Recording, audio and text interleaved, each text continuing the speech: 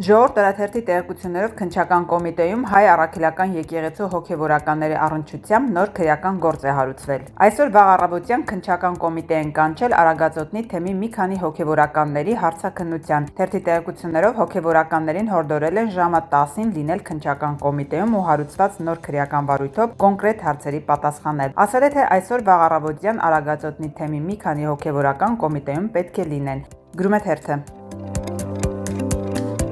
Հրապարակ թերթը գրում է Փաշինյանը շատ դժգոհ է մնացել Նարեկ Կարապետյանի Թաքեր Կարլսոնին տված հարցազրույցի հետևանքներից։ Թրամփ կրտսերը չեղարկել է նոյեմբերի 12-ին Հայաստան այցը եւ չի բացառվում, որ այդ հարցազրույցն է դեր խաղացել։ Եկեղեցու դեմ հետապնդումների մասին տեղեկությունները նրան հետ են պահել Հայաստան այցելելու մտքից։ Փաշինյանը կարծում է, որ այդ հարցազրույցից հետո իր մասին բացասական տպավորություն է ստեղծվել Միացյալ Նահանգներում։ Ուստի Նազելի Բաղդասարյանին եւ Արարատ Միրզոյանին հանձնարարել է ռևանշ հարցազրույց կազմակերպել հայտնի Time ամսագրի հայտնի լրագրող Սայմոն Շուստերի հետ։ Նա հույս ունի հայտնվել ամերիկյան Time ամսագրի վարկածով տարվա մարտ կոչման հավակնորդների ցուցակում։ Կարծում է, որ դա կբարձրացնի իր վարկանիշը հայ հանրության աչքում։ Փաշինյանն ասել է, ֆինանսական ծախսերից չվախենան, կազմակերպեն հարցազրույցը։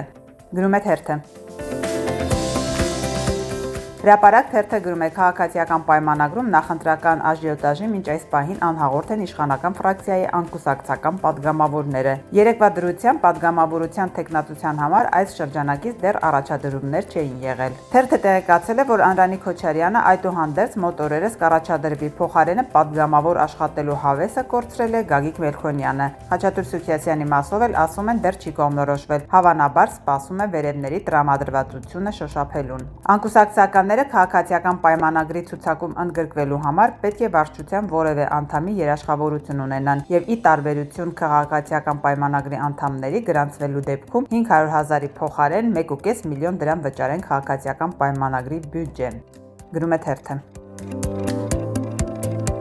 Ժողովուրդ օրաթերթը գրում է նոյեմբերի 18-ին լրանում է գործարար Սամվել Կարապետյանի խափանման միջոց կալանքի ժամկետը։ Թերթը տեղեկացել է, որ նախաքննական մարմինը ներքին հրահանգ է տվել սահմանված ժամկետի լրանալուց 7 օր առաջ միջնորդություն ներկայացնել դատարան խափանման միջոցը երկարաձգելու վերաբերյալ։ Ասել է, թե նախաքննական մարմինը ներկայում պատրաստվում է Սամվել Կարապետյանի կալանքը երկարացնելու մասով դիմել դատարան։